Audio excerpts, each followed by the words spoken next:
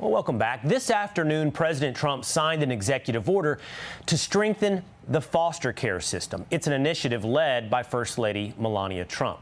Foster care is an incredibly complex and important issue in America. There are 400,000 kids in foster care, and 20,000 of them age out every year. As for those who take them in, fewer than 200,000 families have a foster license today, and that number has been dropping since 2019. It's a difficult system. If you've ever known someone in the foster system, it's often very, very hard. You shuttle in and out of homes. Sometimes it's 6-month or 12-month cycles. A lot of homes aren't good. Some foster families do it just for the money. That means the ones that do it, good families, are true angels. Let me illustrate. A Senate investigation last year using a Georgia case study found child services failed to address safety concerns in 84% of cases, and it found hundreds were likely sex trafficked in a 5-year span, and nearly 2,000 went missing. There's some serious allegations and issues within the foster care systems. And like I mentioned, those that choose to become foster families are truly the angels among us in society when they are a good family. So we must do anything we can to hang on to good families who will foster. People like Lydia and Heath Marvin, they were in the room today for the signing. The Marvins have cared for 8 foster kids since 2020, including a baby with complex medical needs. They wanted to keep fostering, but the state of Massachusetts revoked their foster license. They did it in the spring. Why? Because the Marvins refused to sign a gender-affirming policy. They hope Trump's order today that they were in the room for puts pressure on the state to restore their license. Lydia and Heath Marvin and their attorney, Tyson Langoffer, join me now. Lydia, Heath, thank you for being with us here today. First of all, I don't think I'm guilty of any type of hyperbole, and it's worthy of the utmost compliments, of which I would say you are angelic to step into this arena, and if you are a good family doing it. Because I know how rare it is, how needed, how necessary, and how rare it is for foster kids to find good homes. Why would the state of Massachusetts take one away in your home?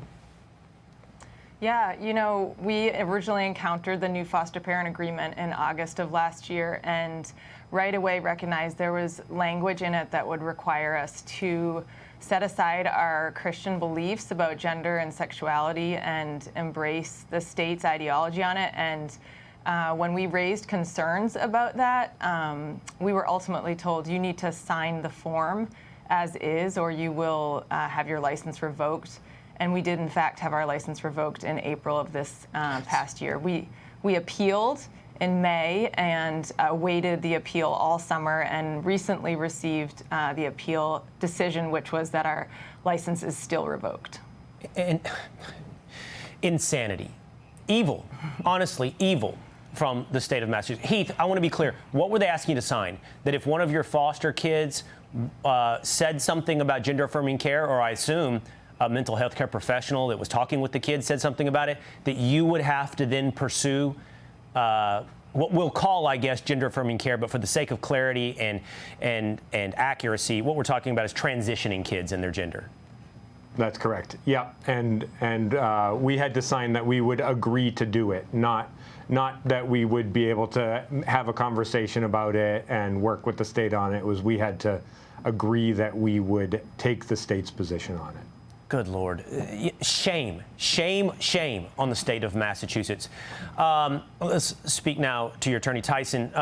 Tyson, by the way, can we just, as a matter of fact and statistics, I would assume the state of Massachusetts is probably at a deficit for foster families. There's probably greater demand than there is families out there in the state of Massachusetts.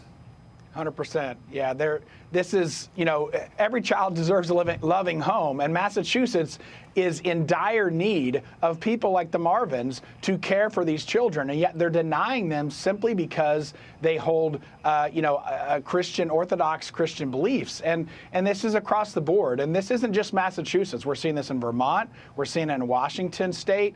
This is a real problem. So we're thankful that the Trump administration is stepping in, because every child deserves a loving home.